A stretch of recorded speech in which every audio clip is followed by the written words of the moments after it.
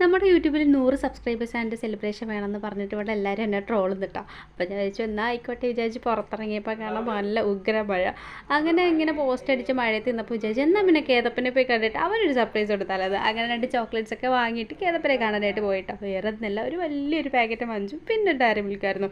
Diary മിൽക്കും അങ്ങനെ പോയത് സത്യത്തിൽ, പക്ഷേ അവിടെ ഉണ്ടായിരുന്നില്ല, ഈ ഒരു കുഞ്ഞിതേ ഉള്ളായിരുന്നു. അതുകൊണ്ട് അത് 2 വാങ്ങിച്ച് അഡ്ജസ്റ്റ് ചെയ്തു. കേതപ്പൻ ഞങ്ങൾ നോക്കിയിട്ട് ഇതൊക്കെ എവിടെ നിന്ന് വരുന്നു എന്നുള്ളൊരു മട്ടിൽ ഇങ്ങനെ അന്തം വിട്ട് കുന്തം വീങ്ങി കിടക്കുകയായിരുന്നു. അവൻ്റെ അറിയില്ലല്ലോ നമ്മുടെ യൂട്യൂബിൻ്റെയും കാര്യങ്ങളൊന്നും.